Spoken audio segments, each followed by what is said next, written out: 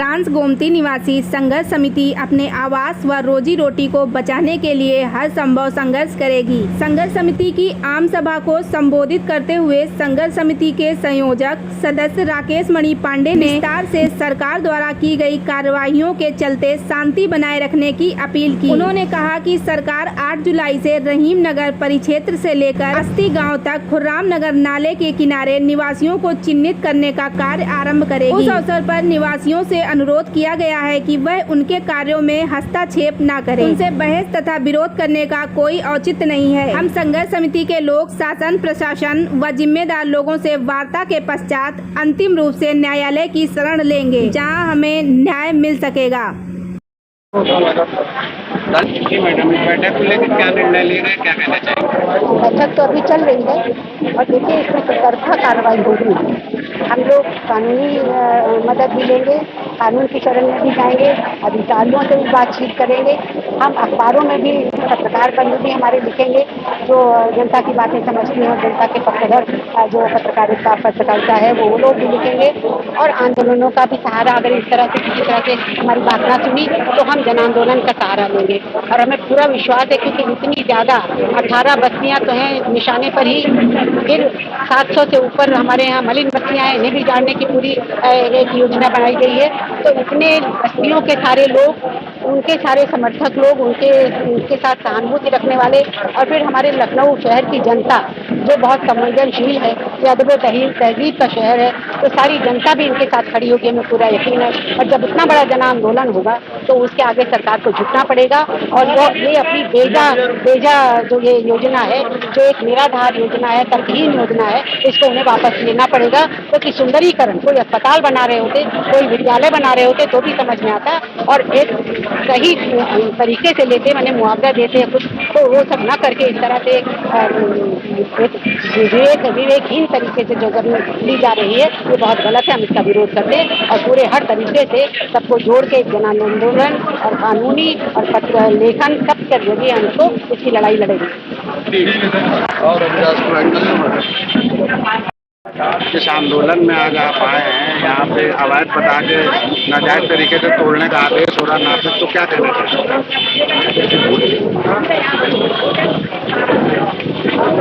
लोग टूट जाते हैं एक घर बनाने में, लोग टूट जाते हैं एक घर बनाने में, उन्हें तरस नहीं आता पूरी बस्ती गिराने में। आज पूरे लखनऊ शहर के अंदर जो गरीब लोग हैं, मलिन बस्ती में लोग रहते हैं, इनके मकानों को तोड़ करके बड़े बिल्डर और होटल बनाने के लिए सरकार भूमि को आवंटित करने का काम कर रही है। हम लोगों की ये मांग है कि जो मलिन बस्तियां हैं, जो लोग वहां पर रहते हैं, उन लोगों को वहीं पर मालिकाना हक दिया जाए और जो उससे पैसा आए उस पैसे से उस बस्ती के अंदर सारा विकास का काम कराया जाए। लेकिन सरकार के लोग, भाजपा सरकार के लोग, जो गरीब बस्तियां हैं, मलिन बस्तियां हैं, उनको तोड़ने का काम कर रही है। जो लोग बस्तियों में रहते हैं, ये उनका मौलिक अधिकार है। बहुत लंबे समय से लोग मकानों में रहते हैं, पक्के मकान बन गए हैं और उन मकानों को गिराने की शर्मनाक कार्रवाई हो रही है। हमारा इस बात का यहाँ पर ऐलान है कि हम सड़क से लेकर के विधानसभा के अंदर तक इसके खिलाफ संघर्ष करेंगे। जो लोग रहते हैं मलिन बस्तियों में, जो लोग रहते हैं झुग्गी झोपड़ी में, उनके मकानों को बचाने के लिए हम सड़क से लेकर के विधानसभा के अंदर तक संघर्ष करने का काम करेंगे। हम लोगों का ये संकल्प है कि जब तक इस गरीब के मकानों की वैकल्पिक मकान नहीं मिलेगा, तब तक किसी भी गरीब का मकान टूटने नहीं देंगे और उसके लिए हर स्तर पर हम लोग संघर्ष करने का काम करेंगे।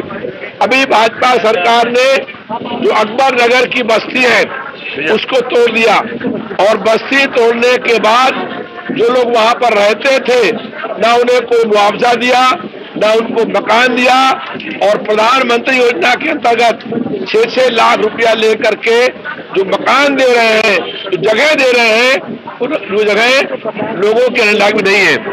हम लोग यहाँ पर ये कहने आए हैं कि जो लोग रहते हैं मन बस्तियों में, उनकी लड़ाई लड़ने के लिए, उनके साथ संघर्ष करने के लिए हम लोग हर तरीके से तैयार हैं। हम भाजपा की प्रदेश सरकार को इस बात की यहाँ कहने आए हैं कि जुल्म और अन्याय किसी भी कीमत में हम लोग बर्दाश्त नहीं कर सकते हैं और उसके खिलाफ हर स्तर पर हम लोग संघर्ष करने का काम करेंगे। भारतीय जनता पार्टी की सरकार अगर कोई इन लोगों के ऊपर जुल्म और अन्याय करने का काम करेगी तो उसके खिलाफ